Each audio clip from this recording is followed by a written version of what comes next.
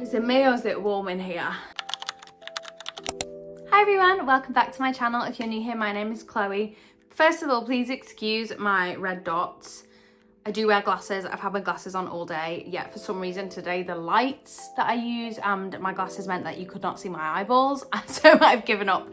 So please do excuse my little red marks on the side of my nose. It's because I'm blind, but luckily you're close enough that I can see. In today's video, we are going to be going through all the books that I read during February, and additionally, I do have a little book haul that wasn't a planned haul, I may add, but it happened nonetheless. We'll start with that and then we're going to head into all the books that I read during February. All the books that I bought today are in my lovely bag here. The first book I got was Alice Feeney's My Husband's Wife. I've heard really, really great things about this and I do love a thriller. And yeah, I've just had great things, and it's a sprayed edge as well, which is always a little bonus. I went to an independent bookstore for these in a little town by where I live, which I've never been to before and will absolutely be going back all the time. So I picked this up. Another book that I picked up was The Correspondent by Virginia Evans. Now, I've heard a lot of people say how amazing this book is, and I gasped when I saw it because I've not really seen it yet. There's not many Waterstones where I live unless I was to travel quite far. So to see something that's not just in the works and was in a different bookstore was super duper fun. So I also picked this up and I absolutely love it. Now, what I didn't check in the store was what these look like without the dust jackets on. And this is just a very simple dust jacket, but it is super cute with a little post box. And this one, I imagine, is very similar. Yeah, nothing special about the actual book without the dust jacket, but cute nonetheless. I also picked up Nothing Like the Movies, which is the second book in the Better Than the Movies duology. I think there are more, but these were the two main ones. I have already read this, but I was so happy to get a physical copy because I absolutely love these books. So I saw this and got very excited, and I absolutely just love Wes and Liz. They're just so cute. I did get another Lynn Painter that I do not have though, which is The Do-Over, so I'm very excited about that. And the last book that I picked up is The Wedding People by Alison Espach, I believe. I've heard really great things about this. I had to remove it from my Amazon wishlist when I bought it because, well, I wasn't planning on buying it, but I've heard really great things about it. And I saw it and got very excited, so I also picked that up. So this was my impromptu little book haul for today that I didn't intend on buying, but here we are. Moving on to all of the books that I read in February, 2 of which have been on my Kindle, 1 or 2 I believe have been on Audible, some that I started reading and preferred the audio, and some that I've just strictly read. So starting off with what I read on my Kindle. So on my Kindle this month I read 2 books, the first one being Caught Up, which is the 4th book in the Windy City series. I also read the next one, Play Along, which is with Isaiah Rhodes, and so I have 1 book left, which is Rewind It Back, and I'm kind of worried to read it because then it'll be over. And I think I rated both of these 4 stars. I can't actually remember, but I'll have all my ratings on the screen. But these were both so good. I'm thinking of redoing my Kindle a little bit because I've bought some new accessories and I've still not got around to it. I've also ordered a Kindle charm, so I was thinking of doing maybe a short video on that. But this, I do have my new little charm. Very cute. As for my physical TBR that was set in February, I did actually manage to read all of these books in one way or another. Starting off with Never by Jessa Hastings. I think I rated this a 3. There was parts of this book that I really liked, and there was other parts of this book that I thought either were unnecessary or I was kind of unsure why it was there, or it was just a bit icky at times. I found the main FMC to be likeable and then unlikable in what could be the difference of 2 sentences. I found her quite a confusing character, which I guess kind of maybe was the point. I did start physically reading this book, and I'll show you why I ended up switching to audio on this. So on some of the pages of these books, there are little, where's a good example? So there'll be like an asterisk somewhere on the page. I don't really know where it is. There'll be an asterisk, and then at the bottom it'll give you a definition or like her inner thoughts, I guess. And when you're reading the book, I found that quite inconvenient because I was having to, sometimes I would completely miss the asterisk as well. If I'm just reading along, I might miss it, see that at the bottom, and then try and find it. And it was making it quite like a bit of a chore to read. So I did find that switching this to the Audible version was a little bit more enjoyable. However, there were still elements of it that I really liked, and there were elements of it that I thought I didn't really like. I think it's left it very open-ended. I'm not sure if there is going to be a second one, but I would still be intrigued to pick it up and read it and see if I can give it a different opinion. But for this, I think I rated it 3 stars. I didn't love it, but I didn't hate it.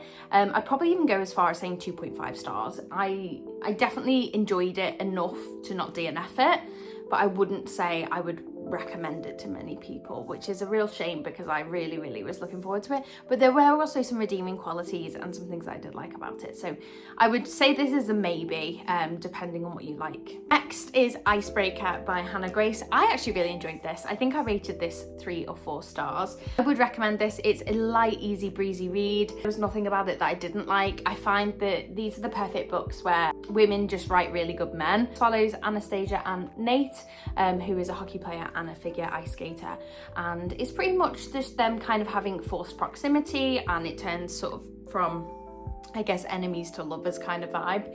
But I did find it very sweet. It was a very nice, easy read, and I think I rated it 3 or 4 stars. Again, I can't remember because I've obviously rated this at the time I finished the book, so all of the details will be below, and also all my ratings are on Goodreads. Now, what I will advise is I don't tend to write reviews because I have a lot of time, and sometimes I will mark it as completed and rate it straight away, and I might go back and edit it, so I don't feel like I can never give a full review until I go back. But overall, I thought this was a really light and easy read. Now, I actually pulled Mate as my TBR pick, but what I realised as I went to read it is I was supposed to read Bride first. So I ended up actually reading both of these. I really liked them. I understand why people wouldn't. For me personally, I did really enjoy them. I thought the characters were fairly interesting. I thought the stories were nice. If I had to pick one that I preferred the most, I think I probably liked Mate more than I did Bride. I think that's just more preference. They were both good. I wouldn't say they were overly game-changing, life-changing, but I do love a werewolf and I like a romance. So for me personally, they were a nice, again, easy breezy read. I think I read these pretty damn quickly, and I think I rated them between 3 and 4 stars as well. I also read Dear Debbie during the month of February. This was one of the books chosen for our book club with my mum, and I did really enjoy it. It definitely wasn't my favourite Freida McFadden by any means, but there were certainly elements of it that I didn't expect, so that was quite nice. I think I rated this at 3 to 4 stars again. Again, nothing overly amazing about it, but it did entice me, and I did end up reading the whole thing, I think in 1 to 2 sittings.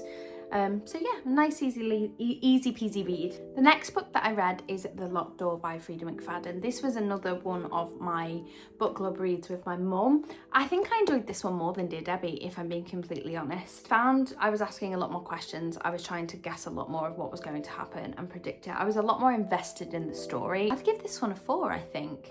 Again, I'm gonna have to double check everything.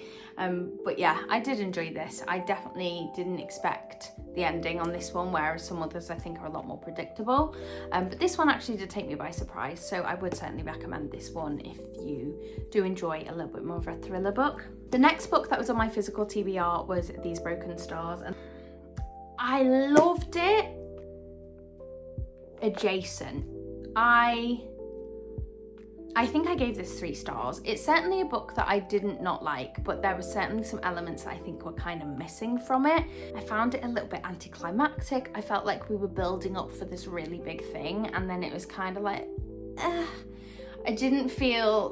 thought there was going to be a lot more that happened, and for me personally, it kind of felt a little bit minimal. It felt like it didn't go into more detail. Now, there are more books in this series, so maybe I am jumping ahead of the gun here, because there could have, obviously in the other books, it could really get more interesting. But I feel like if the first book if I'm not gagging to know what's happening next, then it's not done its job to sell the next books. And sadly for me, I don't think it did this. I definitely enjoyed it. I ended up listening to a lot of this on audio as well. I just found it a bit to read. There's like interviews in here between like a general and one of the characters, which I feel like definitely were better in an audiobook, because it has obviously the different voices and it's got all the sound effects, and I did find that bit quite interesting.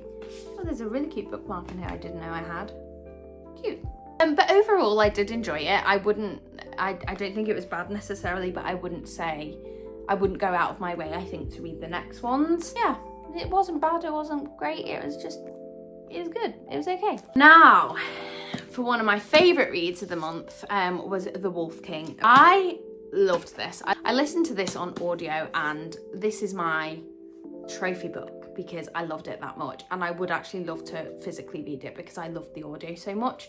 I rated this 5 stars. I really thoroughly enjoyed it, and for my February TBR I will be reading The Night Prince. It is on my radar and it is going to be read. I really liked this. I really enjoyed it. I love that the love triangle's slowly I can see it gonna slightly blossom, especially into this second book.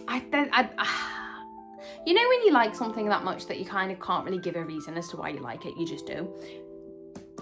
That's kind of how I feel about this. There wasn't a character I disliked. I found that every character had a reason for behaving the way that they behaved.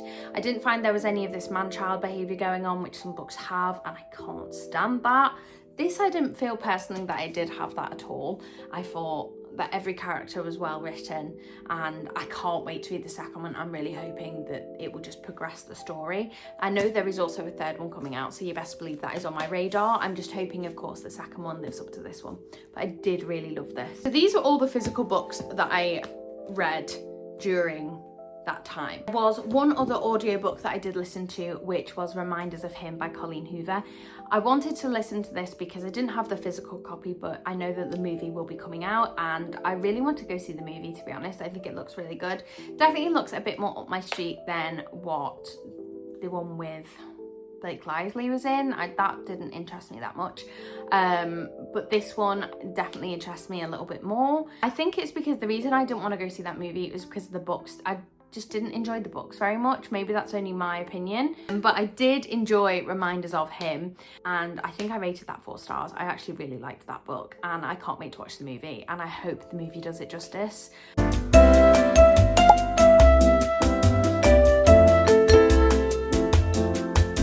Moving on to books that I actually managed to get done on top of all of the books I set myself with. But I did start the Shatter Me series, and I love it. I'm gonna finish reading the one I'm currently reading, and then I'm gonna move on to my March TBR. But I did read Shatter Me, Unite Me, which is the novella, so I did technically read these 2 stories at 2 separate times. I read Shatter Me, I read the first half, then I read Ignite Me, then I read the second half of that, and then I read Unravel Me.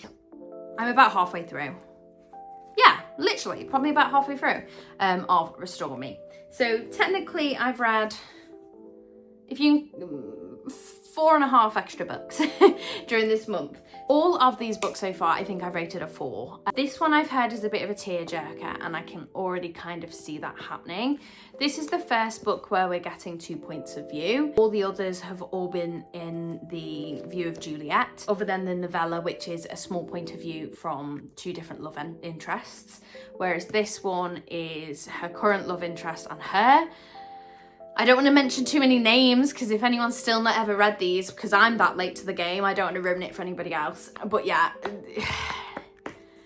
it worries me. But it states at the beginning of this book, writing in this series is occasionally as erratic as its main character and serves as a visual representation of the chaos in Juliet's mind. The repetition, the hyperbolic language, and obsession with numbers, they are not errors on the page. As our heroine grows and evolves, so does the prose, and she finds her voice. The strike-throughs disappear and language softens, the repetition dissolves, and the numeral ease is written into written words. This is ultimately a story of change. So I took that very much into consideration, especially going into this first book. By the second one, you kind of get used to it. You're kind of like already kind of in Juliet's head. You understand how she's thinking of things, how she's recognizing things. In the first one, I can understand why some people might have struggled. I personally thought it made it more relatable to how she was in that moment. So I liked it. I read these all in half of this from Monday, and we're on Sunday. So I've done a pretty good job. But those are all the books that I have ingested during the month of February. It's been a very, very productive month. Considering it is the shortest month, I think I've done a really good job. You'd never look at a book this big and think, I could read that in a month. But then when you look at it in this form, it's doable. Thank you guys so much for watching. If you enjoyed this video, please don't hesitate to give it a thumbs up and subscribe to this channel. That was my wrap up. That is all the books I read. So until my next week's video, which I don't know what I'm gonna do yet, because other than wrap ups and TBRs, I kind of have to fill the gaps. Don't know what that gap's going to be yet, so stay with me. If you enjoyed this video, please don't hesitate to give it a thumbs up and hit that subscribe button. As mentioned in my last video, my giveaway is still ongoing, so please go ahead and check that out on my TikTok. And yeah, if you have any good video ideas or anything you would like to see me do, please don't hesitate to let me know. And yeah, thanks for watching. Bye.